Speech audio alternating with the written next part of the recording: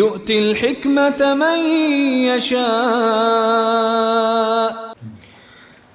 بسم الله الرحمن الرحيم نحمده ونصلي على رسوله الكريم أما بعد قال الله تعالى يا أيها الذين آمنوا إن جاءكم فاسق بنبأ فتبينوا وقال رسول الله صلى الله عليه وسلم نضر الله امرا سمع منا حديثا فبلغه كما سمعه رواه الترمذي في سننه।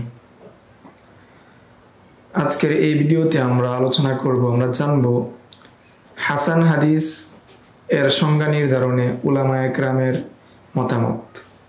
পূর্বের ভিডিওতে আমরা জেনেছিলাম যে সহিহ হাদিস এর সংজ্ঞা নির্ধারণে উলামায়ে কেরামের মতামত এবং মুনাকাশা অর্থাৎ পর্যালোচনা এবং রাজেহ যে সংজ্ঞা সেই সম্পর্কে আমরা বিস্তারিত জেনেছিলাম।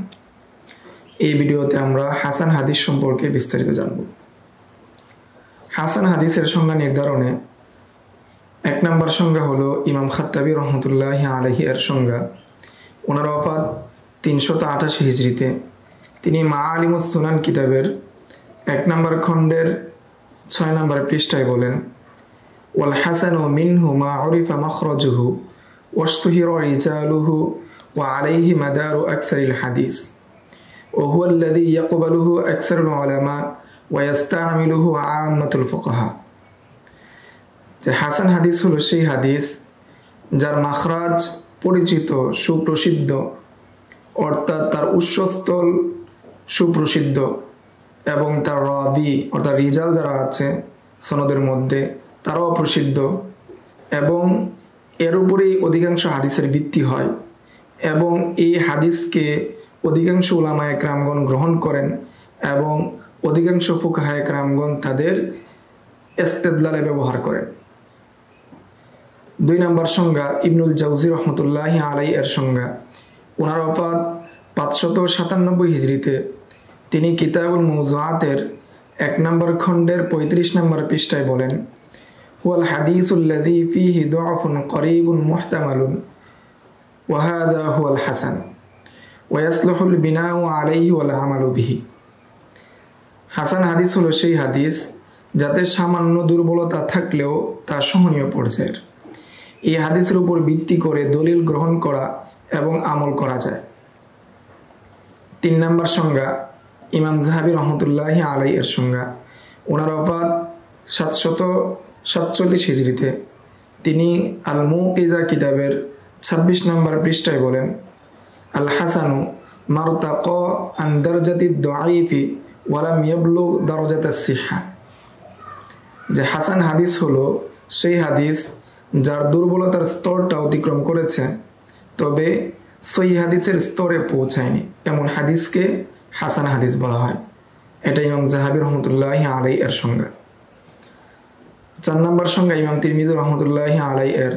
ওনার ওফাত 279 হিজরিতে। তিনি আল ইলাল সগীর কিতাবের 251 নম্বর পৃষ্ঠায় বলেন কুল্লু হাদিসিন ইউরওয়া লা ইয়াকুনু ফি ইসনাদিহি মান ইত্তাহামু বিল কাযিব ওয়া লা ইয়াকুনু আল হাদিসু শাযান ওয়া ইউরওয়া মিন গায়রি ওয়াজহিন নাহওয়া যালিকা ফাহুয়া ইনদানা হাদিসুন হাসান। যে হাসান হাদিস হলো ওই প্রত্যেক হাদিস যার সনদের মধ্যে এমন কোনো রাবী নেই যিনি মিথ্যার অভিযোগে অভিযুক্ত এবং হাদিসটা শায হবে না এবং হাদিসটা যেই সনদে বর্ণিত হয়েছে ওই সনদ ব্যতীত অন্য সনদে বর্ণিত হবে। এটাই আমাদের নিকট হাসান হাদিস। এই হলো ইমাম তিরমিজি রহমতুল্লাহি আলাইহি এর সংজ্ঞা। ইমাম তিরমিজি রহমতুল্লাহি আলাইহি এর সংজ্ঞা নিয়ে আমরা পরবর্তীতে বিস্তারিত আলোচনা করব ইনশাআল্লাহ। 5 নম্বর সংজ্ঞা ইবনুল জামাআ। ওনার ওফাত 733 হিজরিতে। তিনি আল মানহালুর রাবি কিতাবের 36 নম্বর পৃষ্ঠায় বলেন আল হাসানু কুল্লু হাদিসিন খালিন মিনাল ইলাল ওয়া ফি সানাদিহিল মুত্তাসিল মাসতুরুন লাহু বিহি শাহিদুন আও মাশহুরুন কাসিরুন আন দারাজাতিল ইতকান। হাসান হাদিস হলো এমন হাদিস যা আইলত মুক্ত, আইলল মুক্ত, সনদ মুত্তাসিল, যার রাবি মাস্তুর অর্থাৎ অপরিচিত অপ্রসিদ্ধ হলে তার শাহেদ পাওয়া যায়, অথবা সেই রাবি যদি প্রসিদ্ধ হয় তবে সে রাবি ইতকানের স্তরে পৌঁছায়নি, অর্থাৎ সহিহ হাদিসের রাবির যে স্তর সেই স্তরে পৌঁছায়নি, এমন হাদিসকে হাদিসে হাসান বলা হয়। 6 নম্বর সংজ্ঞা, আল্লামা তিবি রহমতুল্লাহি আলাই এর সংজ্ঞা। ওনার ওফাত 743 হিজরিতে। তিনি আল খুলাসাতু ফি মারিফাতিল হাদিস কিতাবের 45 নম্বর পৃষ্ঠায় বলেন, ফালাউ কিলা হুয়া মুসনাদুন মান করুবা মিন দারজাতি সিকাতি আও মুরসালু সিকাতিন ওয়া রুইয়া কিলাহুমা মিন গায়রি ওয়াজহিন ওয়া সালিমা আন শুযুদিন ওয়া ইল্লাতিন লাকানা আজমাআ ওয়া আবআদা মিন আত-তা'কিদ। যে হাসান হাদিস হলো সেই হাদিস, আল্লামা তিবি রহমতুল্লাহি আলাই বলেন, যদি হাসান হাদিসের সংজ্ঞাটা এভাবে দেওয়া হয়, এভাবে বলা হয় যে ওই মুসনাদ হাদিস যেটা সিকা রাবির স্তরের কাছাকাছি, অথবা সিকা রাবির মুরসাল হাদিস। আর সিকা রাবির মুরসাল হাদিসটি অথবা যেই রাবি সিকা রাবির নিকটবর্তী ওই ব্যক্তির বর্ণিত হাদিসটা যদি অন্য কোনো সনদে বর্ণিত হয় এবং উভয় হাদিস যদি শায এবং ইল্লত থেকে মুক্ত থাকে, তাহলে এই সংজ্ঞাটাই হবে জামে মানের সংজ্ঞা এবং বিভিন্ন ধরনের বক্রতা থেকে মুক্ত। 7 নম্বর সংজ্ঞা হলো তাকিউদ্দিন সুমান্নি। ওনার ওফাত 808 হিজরিতে। তিনি তাদরিবুর রাবি কিতাবের 1 নম্বর খণ্ডের 173 নম্বর পৃষ্ঠায় বলেন, আল হাসানু খবরুন মুত্তাসিলুন ক্বাল্লা যাবতু রাবিহিল আদলি ওয়ারতাফা আন হালি মান ইউআদ্দু তাফাররুদুহু মুনকারান ওয়া লাইসা বিশাযিন ওয়ালা মুআল্লালিন। যে হাসান হাদিস হলো এমন খবর যেটা মুত্তাসিল, তবে আদল রাবির জব্ত অর্থাৎ স্মরণ শক্তি, স্মৃতি শক্তির স্তরটা কম, তবে তার স্তরটা ওই স্তর থেকে উপরে উঠে যায় যে স্তরের রাবিরা এককভাবে কোনো হাদিস বর্ণনা করলে মুনকার হিসাবে গণ্য করা হয়, ওই স্তর থেকে উপরে উঠে যায় যে রাবি সেই রাবির মাধ্যমে বর্ণিত হয়। ওয়ালাইসা বিশাযিন ওয়ালা মুআল্লালিন, এবং হাদিসটা শায এবং ইল্লত থেকে মুক্ত হয়, শাযও হয় না এবং মুআল্লালও হয় না। এরূপ হাদিসকে হাদিসে হাসান বলা হয়। এটা হলো তাকিউদ্দিন সুমান্নি রহমতুল্লাহি আলাই এর সংজ্ঞা। 8 নম্বর সংজ্ঞা, আল্লামা বালকিনি রহমতুল্লাহি আলাই। ওনার ওফাত 824 হিজরিতে। উনি তাদরিবুর রাবির 1 নম্বর খণ্ডের 173 নম্বর পৃষ্ঠায় বলেন, আল হাসানু লিমা তাওয়াসসাতা বাইনা সহিহি ওয়াদ দাঈফি ইনদা নাযিরি। হাসান হাদিস হলো সেই হাদিস যেটা সহিহ এবং যায়ীফ হাদিসের মধ্যস্তরের হাদিস একজন হাদিস বিশারদের নিকট। কানা শাইআন ইয়ানকাদিহু ফি নাফসিল হাফিজি, আর নফসে হাফেজ অর্থাৎ হাফেজের অন্তরে এই রাবি সম্পর্কে এমন একটি বিষয় জন্ম নেয়, এমন একটি বিষয় তৈরি হয়, কত্তাকসুরু ইবারাতুহু আনহু, যেটা মুখে বলতে অক্ষম। কামা কিলা ফিল ইস্তিহসান, যেমনটা ইস্তিহসানের ক্ষেত্রে মুখে বলা যায় না, তেমনিভাবে এই হাসান হাদিসের রাবির বিষয়ে এমন একটি বিষয় তৈরি হয়, এমন একটি কথা হাফেজের অন্তরে তৈরি হয় যেটা মুখে বলা যায় না। ওই রাবির বর্ণিত হাদিসই হলো হাসান হাদিস। ফালিযালিকা সা'বা তা'রিফুহু, এই জন্য এখান থেকে হাদিসের সংজ্ঞা নির্ধারণ করা, অর্থাৎ হাসান হাদিসের সংজ্ঞা নির্ধারণ করা খুবই কঠিন। 9 নম্বর সংজ্ঞা, হাফেজ ইবনে হাজার আসকালানী রহমতুল্লাহি আলাই এর সংজ্ঞা। ওনার ওফাত 852 হিজরিতে। তিনি নুখবার মধ্যে বলেন, আল হাদিসুল হাসানু লিযাতিহি হুয়াল হাদিসুল লাযী নুকিলা বিনাকলি আদলিন খাফীফিজ যাবতি মুত্তাসিলিস সনাদি গায়রি মুআল্লালিন ওয়ালা শাযিন। হাসান লিযাতিহি হলো ওই হাদিস যে হাদিসটা বর্ণিত হয় এমন একজন আদেল রাবির মাধ্যমে যার স্মরণ শক্তি দুর্বল, কিন্তু সনদ মুত্তাসিল এবং ওই হাদিসে কোনো ইল্লত এবং শায থাকে না। ইবনে হাজার আসকালানী রাহমাতুল্লাহি আলাইহির নিকট হাসান লি গায়রিহি এর সংজ্ঞা হলো হুয়াল হাদিসুল লাযী লাহু মুতাবিউন মিন সাইয়্যিল হিফজি বিমুতাবারিন, অর্থাৎ দুর্বল স্মৃতিশক্তি সম্পূর্ণ গ্রহণযোগ্য রাবির হাদিসের মুতাবেআ থাকে, অর্থাৎ তারই মতো অন্য আরেকটি হাদিস বর্ণিত হয়, অথবা মাস্তুর রাবির বর্ণিত হাদিস। মাস্তুর রাবি বলা হয় ওই রাবিকে যার পরিচয় অথবা তার জরা তাদিল সম্পর্কে কোনো কিছু জানা যায় না, তার পরিচয় সম্পর্কে জানা যায় না, ওই রাবির বর্ণিত হাদিস, অথবা মুরসাল হাদিস অথবা মুদাল্লাস হাদিস। মুরসাল হাদিস বলা হয় যে তাবিআই সাহাবীর নাম বাদ দিয়ে সরাসরি রাসূল থেকে বর্ণনা করেন, এমনি মুদাল্লাস হাদিস। মুদাল্লাস হাদিস বলা হয় ওই হাদিসকে যেটার মধ্যে আনান শব্দ দ্বারা বর্ণনা করে। এরূপ হাদিস, এই হাদিসগুলোর ক্ষেত্রে তার মুতাবেআ থাকবে যেটা অন্য সনদের মাধ্যমে বর্ণিত। ফাসারা হাদিসু হাসানান, তাহলে এরূপ যদি হয় অর্থাৎ মুতাবেআ যদি থাকে এরূপ হাদিসের ক্ষেত্রে, তাহলে সেই হাদিসটা হাসান হবে। তবে এই হাদিসটা হাসান লি জাতি হবে না, বরং সমষ্টিগতভাবে এটা হাসান লি গায়রিহি হবে। 10 নম্বর সংজ্ঞা ইমাম ইবনে সালাহ রাহিমাহুল্লাহ এর সংজ্ঞা। ওনার ওফাত 643 হিজরিতে। তিনি তার কিতাব মুকাদ্দামার মধ্যে বলেন যে হাসান হাদিস 2 প্রকারে বিভক্ত। প্রথম প্রকার হলো আল হাদিসুল্লাযী লা ইয়াখলু রিজালু ইসনাদিহি মিন মাস্তুরিন লাম তাতাহাক্কাক আহলিয়াতুহু গায়রা আন্নাহু লাইসা মুগাফফালান কাসীরাল খাতা'i ফীমা ইয়ারুবিহি ওয়ালা হুয়া মুত্তাহামুন বিল কাযিব ফিল হাদিস। হাসান হাদিস হলো সেই হাদিস যে হাদিসের সনদের রাবিরা মাস্তুর থেকে খালি না, অর্থাৎ এই সনদের মধ্যে এমন একজন রাবি আছেন যে রাবির পরিচয় জানা যায় না, তার যোগ্যতা তার আহলিয়তটা পরিপূর্ণভাবে সাব্যস্ত হয় নাই, অর্থাৎ তার সম্পর্কে জলাতাদিল পরিপূর্ণভাবে পাওয়া যায় নাই, অথবা তার ব্যক্তি পরিচয়ও পরিপূর্ণভাবে জানা যায় নাই, এমন কোনো রাবি থাকবেন। তবে ওই রাবি এমন নয় যে তিনি গাফেল অথবা তার থেকে অধিক ভুল প্রকাশ পায়, এমন নয়। আবার ওই রাবি মুত্তাহামুন বিল কাযিব হয় না, অর্থাৎ মিথ্যার অভিযোগে অভিযুক্ত, অর্থাৎ হাদিসের ক্ষেত্রে মিথ্যার অভিযোগে অভিযুক্ত এমনও নয়। অর্থাৎ লাম ইয়াযহার মিনহু তাআম্মুদুল কাযিব, অর্থাৎ তার থেকে ইচ্ছাকৃতভাবে কোনো ধরনের মিথ্যা প্রকাশ পায় নাই, এবং তার থেকে এমন কোনো বিষয় পাওয়া যায় না যেটা তাকে ফাসেক বানিয়ে দেয়। এর সাথে সাথে হাদিসের মতনটা অন্য সনদে বর্ণিত হয়, তার মতো অন্য আরেকটি মতন অন্য সনদে বর্ণিত হয়। এটা একটি সনদে বর্ণিত হতে পারে অথবা একাধিক সনদেও বর্ণিত হতে পারে। এই একাধিক সনদের মাধ্যমে বর্ণিত হওয়ার মাধ্যমে, অর্থাৎ মুতাবাআতের মাধ্যমে হাদিসটা শক্তিশালী হয়ে যায়, অথবা শাহেদের মাধ্যমে সেটা শক্তিশালী হয়ে যায়।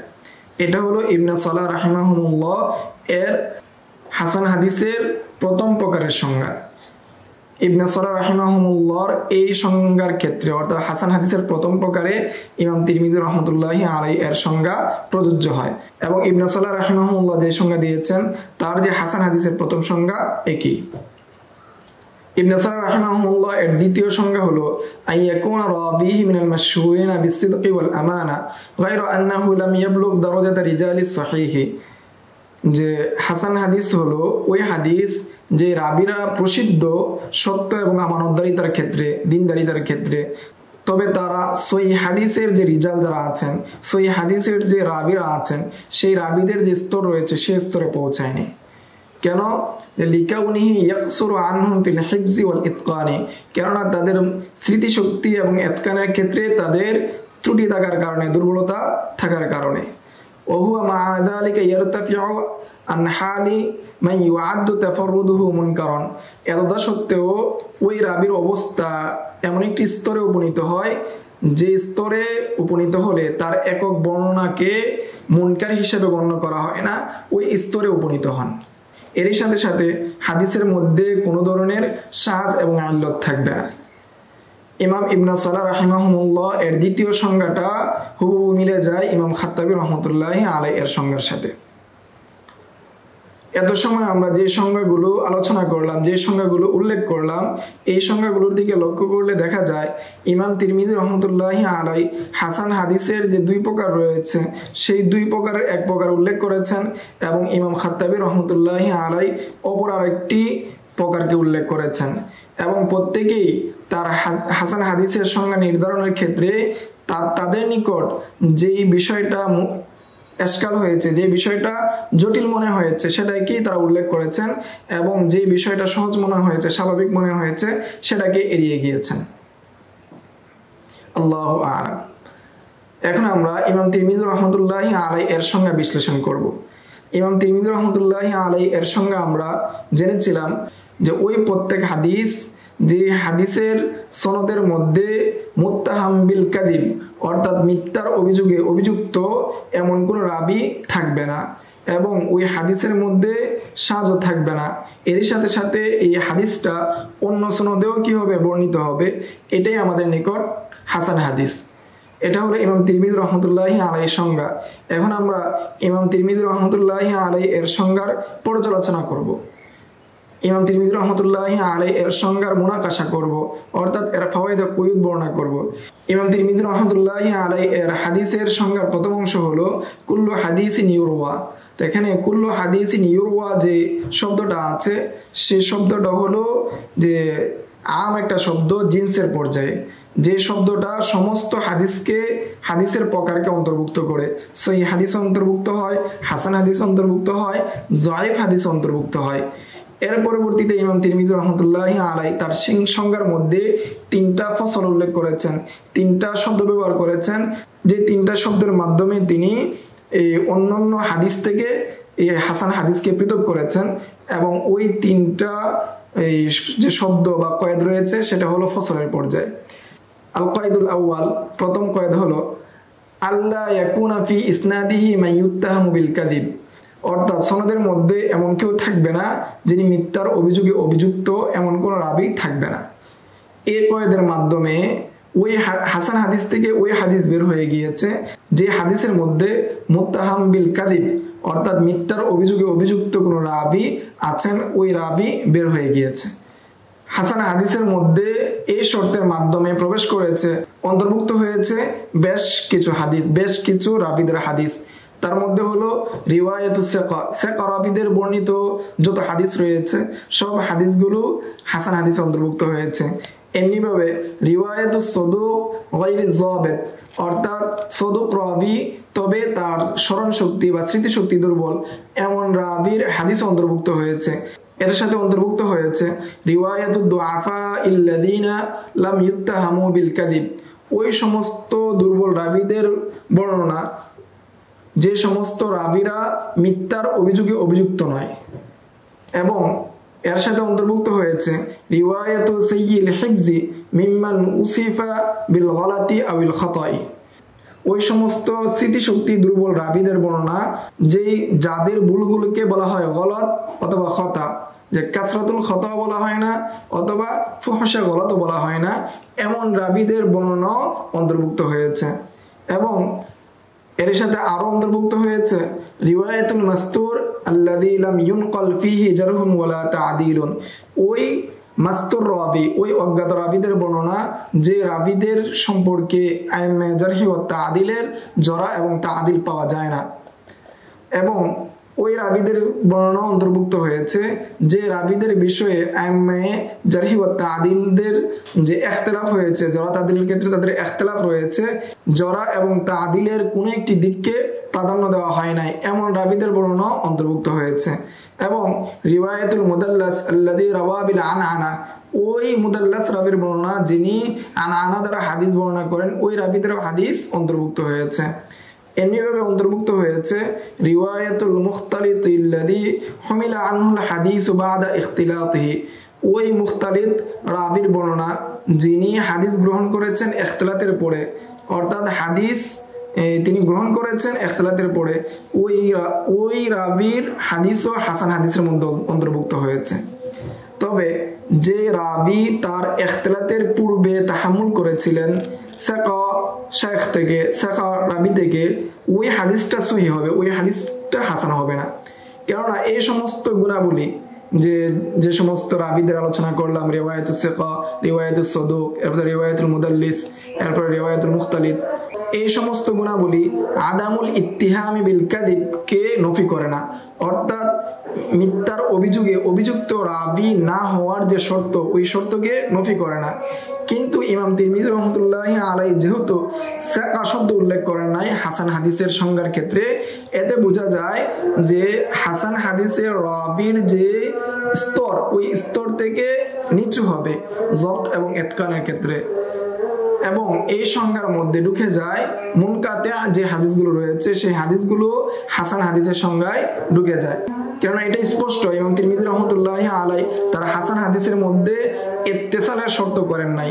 যেহেতু ইত্তেসালের শর্ত করেন নাই, তাহলে সহজেই বোঝা যাচ্ছে এখানে যদি হাদিসটা মুনকাতে হয়, অর্থাৎ সনদের মধ্যে কোনো একজন রাবি বাদ পড়ে যায়, তারপরেও হাদিসটা হাসান হিসাবে গণ্য হবে। তবে ইমাম তিরমিজি রহমতুল্লাহি আলাইহি তার হাসান হাদিসের মধ্যে শর্ত করেছেন সুজুজ না হওয়া, অর্থাৎ সাজ না হওয়া, এবং শর্ত করেছেন তাআদ্দুদ তুরুক হওয়া, অর্থাৎ একাধিক সনদে হাদিসটা বর্ণিত হওয়া। কেননা যখন হাদিসটা ওই সমস্ত গুণাবলী থেকে নফি হবে, অর্থাৎ এই মুত্তাহাম বিল কাযিব থেকে নফি হবে এবং আদামুস সুজুজ হবে এবং সাথে সাথে তাআদ্দুদ তুরুক হবে, তাহলে হাদিসটা হাসানের পর্যায়ে হয়ে যাবে। এবং এই তাআদ্দুদ তুরুকের ক্ষেত্রে হাদিসটা অন্য একটি সনদে বর্ণিত হওয়ার ক্ষেত্রে তারই মতো বর্ণিত হবে, অথবা তার মানা যে রয়েছে, হাদিসের যে মানা রয়েছে সেই মানা অনুযায়ী বর্ণিত হবে। যখন এই অনুরূপ হাদিসটা অর্থাৎ লফজান অথবা মানান অন্য আরেকটি সনদে বর্ণিত হয়, তখন এই জিনিসটা তারজি পেয়ে যায় তিনি যে হাদিসটা জব্দ করেছেন তার জব্দটা সঠিক রয়েছে, এবং এই হুসনে জনের ভিত্তিতে ধারণা করে নেওয়া হয় তার মুখস্থটা পরিপূর্ণভাবে হয়েছে এবং তিনি যেভাবে হাদিসটা শুনেছেন অনুরূপভাবে হাদিসটা তিনি কি করেছেন, আদায় করেছেন। হুসনে জনের ভিত্তিতে যেহেতু বলা হয় হাদিসটা তিনি যেমন ভাবে মুখস্থ করেছেন তেমন ভাবে আদায় করেছেন, বা যেমন ভাবে শুনেছেন তেমন ভাবে আদায় করেছেন, এই জন্য এই হাদিসকে হাসান বলে নামকরণ করা হয়। ইমাম তিরমিজির দ্বিতীয় কয়েদ হলো আল্লাহ ইয়াকুনা শাযান, যে হাসান হাদিসের মধ্যে, হাসান হাদিস হলো এমন হাদিস যেটার মধ্যে কি থাকবে না, শাজ থাকবে না। এই শাজ এর সংজ্ঞা নির্ধারণে উলামায়ে কেরামের অনেক ধরনের কৌল রয়েছে। যারা ইমাম তিরমিজি রহমতুল্লাহি আলাইহি এর হাদিসগুলোকে নিয়ে পর্যালোচনা করেন, যারা দেরাসা করেন, অনুসন্ধান করেন, তারা এই শাজের, ইমাম তিরমিজি যে বলেছেন আল্লাহ ইয়াকুনা শাযান, এই শাজ দ্বারা উদ্দেশ্য কি সহজেই বুঝতে পারবেন। সেটা হলো যে ইমাম শাফিঈ রহমতুল্লাহি আলাইহি শাজের যে সংজ্ঞা দিয়েছেন সেই সংজ্ঞায় সেটা হলো যে আইয়ারবি সিকাতু আনিন নবী সাল্লাল্লাহু আলাইহি ওয়াসাল্লাম খিলাফাহু, যে সিকা রাবিরা নবী করিম সাল্লাল্লাহু আলাইহি ওয়াসাল্লাম থেকে অন্যান্য রাবিরা যে বর্ণনা করেছেন তার বিপরীত বর্ণনা করাকে শাজ বলা হয়। ফলে ইমাম তিরমিজি রাহমাতুল্লাহ আলাইহির শর্ত হাসান হাদিসের ক্ষেত্রে সেটা মুআরাজা অর্থাৎ মুখালেফ থেকে কি হওয়া, মুক্ত থাকা। ফলে যদি সিকা রাবি যদি মুখালেফ করেন তাহলে এটা মারজুহ হয়ে যাবে, রাজে হবে না, অর্থাৎ হাসান হাদিস হবে না। ইমাম তিরমিজি রাহমাতুল্লাহি আলাইহি এর তৃতীয় কয়েদ হলো আইয়ারবিয়া মিন গায়রি ওয়াজহিন নাহওয়াহু, অর্থাৎ অপর কোন সনদে অনুরূপভাবে বর্ণিত হওয়া, অর্থাৎ অপর কোনো এক সনদে অথবা একাধিক সনদে অনুরূপ বর্ণিত হওয়া, বিবেচনার গ্রহণযোগ্যতার বিবেচনায় তারই মতো হওয়া, সনদের গ্রহণযোগ্যতার বিবেচনায় আগের যে সনদ রয়েছে সেই সনদের মতো হওয়া অথবা তার চেয়ে শক্তিশালী হওয়া, তার চেয়ে যদি নিম্ন স্তরের হয় তাহলে গ্রহণযোগ্য হবে না।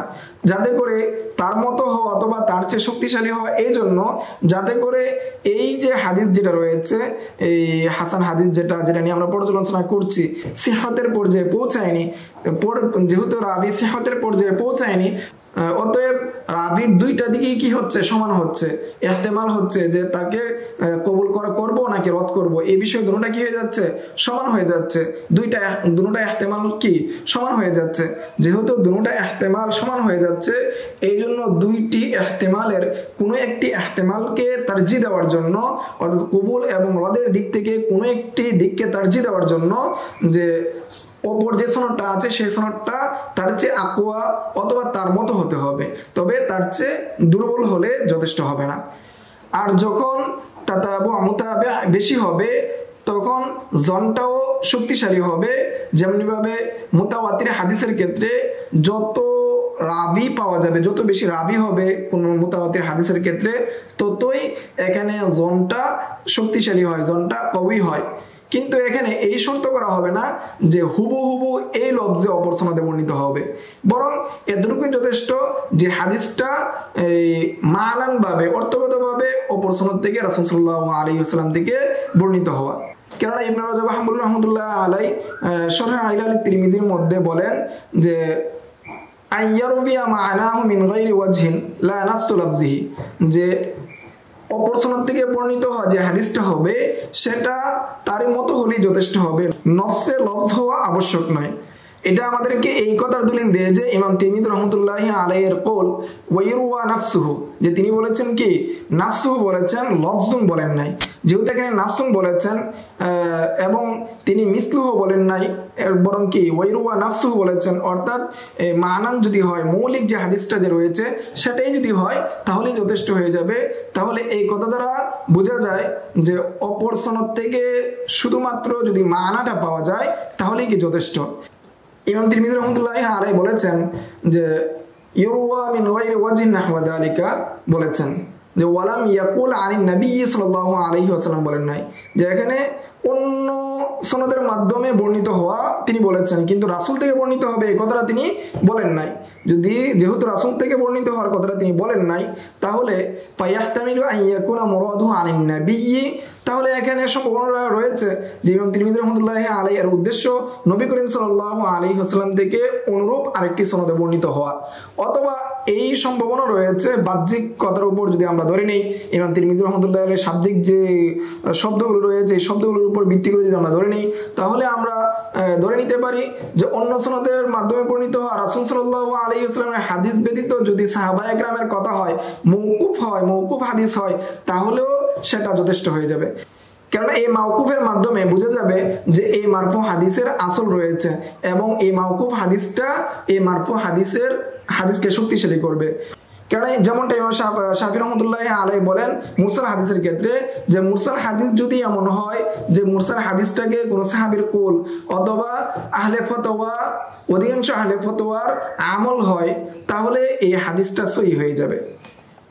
আর যারা ইমাম তিরমিজি রাহমাতুল্লাহি আলাইহি এর জামিউ তিরমিজির হাদিসগুলোকে দেরাসা করেছেন, তাহকিক করেছেন, তাদের নিকট এটা স্পষ্ট যে ইমাম তিরমিজি রাহমাতুল্লাহি আলাইহি যে যত জায়গা আছে তার হাদিস বর্ণনা করার ক্ষেত্রে যত বাব আছে, প্রত্যেকটা বাবের ক্ষেত্রে তিনি এই কথা বলেন না ওয়াফিল বাবি, বরং তিনি বলেছেন বিহি ক্বালা ফুলানুন ওয়া ফুলানুন, এবং এই কথা বলে তিনি অনেক ফুকাহায়ে কেরাম এবং মুহাদ্দিসিনে কেরামগণের নাম উল্লেখ করেছেন। ইমাম তিরমিজি রাহমাতুল্লাহি আলাইহি এর এই কথা দ্বারা বোঝা যায় যে অপর সনদে বর্ণিত হওয়ার ক্ষেত্রে রাসূলের কোল হলো যথেষ্ট হবে, সাথে সাথে যদি সেটা ফুকাহায়ে কেরামের অধিকাংশ ফুকাহায়ে কেরামের ওই সময়ের অধিকাংশ ফুকাহায়ে কেরামের কোল হয়, অথবা কোন সাহাবীর কোল হয়, অথবা মুতাওয়ারাসা আমল হয়, তাহলে কি হয়ে যাবে? যথেষ্ট হয়ে যাবে। উদাহরণস্বরূপ ইমাম তিরমিজি রাহমাতুল্লাহি আলাইহি যে বাবু মা জাআ ফি কাম তামকুসুন নুফাসা, এই বাবের অধীনে তিনি বলেছেন ফি হাদিসি আন উম্মে সালামাতা ক্বালাত কানাতিন নুফাসা তাজলিসু আলা আহদি, যে নুফাসাগ্রস্ত মহিলা অর্থাৎ নেফাসগ্রস্ত মহিলা অর্থাৎ সন্তান জন্মদানের পরে মহিলারা রাসূল সাল্লাল্লাহু আলাইহি ওয়াসাল্লামের যুগে নামাজ থেকে বিরত থাকতেন। এই প্রসঙ্গে ইমাম তিরমিজি রাহমাতুল্লাহি আলাইহি এই হাদিস উল্লেখ করে বলেন قد اجمع اهل العلم من اصحاب النبي صلى الله عليه وسلم والتابعين, যে নবী করিম সাল্লাল্লাহু আলাইহি ওয়াসাল্লামের সাহাবায়ে কেরামদের মধ্যে যারা ইলমওয়ালা ছিলেন, যারা ফতোয়া দিতেন, সবাই ঐক্যমত, এবং তাবিঈন কেরাম যারা রয়েছেন তারাও ঐক্যমত, এবং তাদের পরবর্তীতে যারা আছেন তারাও ঐক্যমত যে নেফাসগ্রস্ত মহিলা অর্থাৎ সন্তান জন্মদানের পরে মহিলারা 40 দিন পর্যন্ত নামাজ থেকে বিরত থাকবে, অর্থাৎ 40 দিন তাদের জন্য নেফাসের মুদ্দত নামাজ তাদের পড়তে হবে না, যদি তারা এই 40 দিনের ভিতরে তুহুর না দেখে। আর 40 দিন পরে তারা গোসল করবে এবং নামাজ পড়বে। আর এই 40 দিনের পরে যদি তারা রক্ত দেখে, তো অধিকাংশ উলামায়ে কেরামগণ ওই সময়কার যে তারা বলেন যে সে নামাজ ছাড়বে না, বরং এই 40 দিনের পরে সে নামাজ পড়ে যাবে। যে এর প্রেক্ষিতে ইমাম তিরমিজি রাহমাতুল্লাহি আলাইহি বলেন ওহুয়া কওলু আকসারিল ফুকাহা ওয়া বিহি ইয়াকুলু সুফিয়ান সাউরি ওয়া ইবনুল মুবারক ওয়া শাফিঈ ওয়া আহমদ ওয়া ইসহাক, যে এই অনুরূপ মতটা পোষণ করেন সুফিয়ান সাউরি, ইবনুল মুবারক, ইমাম শাফিঈ, ইমাম ইসহাক ইবনে রাহওয়াই, ইমাম আহমদ ইবনে হাম্বল প্রমুখগণ। তবে হাসান বসরি রাহিমাহুল্লাহ থেকে বর্ণিত রয়েছে যে মহিলা 50 দিন পর্যন্ত নামাজকে ছেড়ে দিবে। নেফাসগ্রস্ত মহিলা সন্তান জন্মদানের পরে 50 দিন পর্যন্ত নামাজকে ছেড়ে দিবে, যতক্ষণ না পর্যন্ত তারা তুহুর দেখে। আর আতা ইবনে আবি রবাহ এবং শাআবী রাহিমাহুমাল্লাহ থেকে বর্ণিত রয়েছে তারা 60 দিন পর্যন্ত অর্থাৎ 60 দিন পর্যন্ত তারা নামাজ থেকে বিরত থাকবে। এগুলো বর্ণনা করার ক্ষেত্রে তিনি এই কথা বলেন নাই যে ফি হাযাল বাব ও ফিল বাবি আন, এই কথা তিনি বলেন নাই, বরং তিনি বলেছেন যে ওয়াবিহি ক্বালা ফুলানুন। তাহলে ইমাম তিরমিজি রাহমাতুল্লাহি আলাইহি এর হাদিস উপস্থাপন করে এই ফুকাহায়ে কেরামের মতগুলোকে এইভাবে উল্লেখ করা দ্বারা বোঝা যায় যে ইমাম তিরমিজি রাহমাতুল্লাহি আলাইহি এর নিকট যদি রাসূলের হাদিস যদি না পাওয়া যায়, বরং অন্য সনদে যে আম্মাতুল ফুকাহা অধিকাংশ ফুকাহায়ে কেরামের আমল বা কওল অথবা সাহাবায়ে কেরামের আমল অথবা কওল যদি পাওয়া যায়, তাহলেও সেটা হাদিসকে তায়িদ করে হাদিসকে হাসানের স্তরে নিয়ে আসে, অর্থাৎ তাআদ্দুদুত তুরুকের মধ্যে সেটাও অন্তর্ভুক্ত হয়। 11 নম্বর সংজ্ঞা ইমাম সাখাবী রাহমাতুল্লাহি আলাইহি এর সংজ্ঞা, তিনি ফাতুল মুগিসের 1 নম্বর খণ্ডের 84 নম্বর পৃষ্ঠায় বলেন, আম্মা মুতলাকুল হাসানি ফাহুয়া আল্লাযী ইত্তাসালা সানাদুহু বিস-সুদুকিজ যাবিতিল মুতকিনি গায়রি তাম্মিহা আও বিদ-দাঈফি বিমা আদাল কাযিব ইযা আতাদাদা মা'a খুলুহিমা আনিশ শুযুযি ওয়াল ইল্লাহ।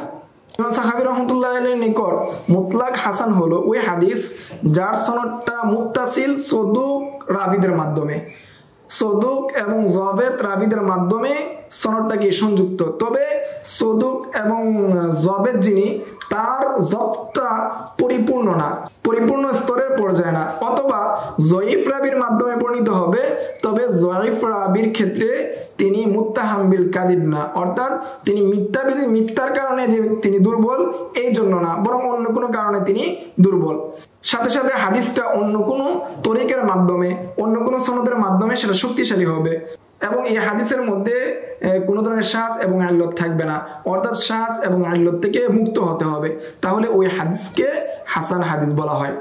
ইমাম সাখাবী রাহমাতুল্লাহি আলাইহি এর সংজ্ঞার মুলাহাজা হলো তার সংজ্ঞার মধ্যে হাসান লি যাতিহি ওয়া হাসান লি গায়রিহি এই সংজ্ঞার মধ্যে অন্তর্ভুক্ত হয়েছে, তবে তার এই সংজ্ঞার মধ্যে মুনকাতে, মুআদাল, মুরসাল, মুআল্লাক এই হাদিসগুলো কি হয় নাই, অন্তর্ভুক্ত হয় নাই। তবে যদি তিনি বিদ-দুআফি বলতেন, যেখানে তিনি দাঈফ বলেছেন, যেখানে তিনি দাঈফ বলেছেন অর্থাৎ আও বিদ-দাঈফি বিমা আদাল কাযিব, এই জায়গার মধ্যে তিনি বিদ-দাঈফ না বলে বিদ-দুআফি বলতেন, তাহলে হাসান হাদিসের অন্য যতগুলো প্রকার রয়েছে সবগুলো প্রকার অন্তর্ভুক্ত হয়ে যেত এবং এই সংজ্ঞাটা পরিপূর্ণ জামিআ মানে একটা সংজ্ঞা হতো এবং হাসান লি যাতিহি এবং হাসান লি গায়রিহির যত প্রকার রয়েছে সমস্ত প্রকারকে অন্তর্ভুক্ত করত। এই ছিল হাসান হাদিসের সংজ্ঞা নির্ধারণে উলামায়ে কেরামের বিস্তারিত মতামত। আগামী দর্শে আমরা আল ইহতিজাজ বিল হাসান লি যাতিহি ওয়া গায়রিহি সম্পর্কে বিস্তারিত জানবো, অর্থাৎ হাসান হাদিস দ্বারা ইহতিজাজ করা, দলিল দেওয়া যাবে কি যাবে না এই বিষয়ে উলামায়ে কেরামদের মতামত সম্পর্কে এবং এর সাথে সম্পৃক্ত যত আলোচনা আছে এই সম্পর্কে আমরা বিস্তারিত আলোচনা করব ইনশাআল্লাহ। আসসালামু আলাইকুম ওয়া রাহমাতুল্লাহি ওয়া বারাকাতুহু। ومن يؤت الحكمة فقد أوتي خيرا كثيرا وما يذكر إلا أولو الألباب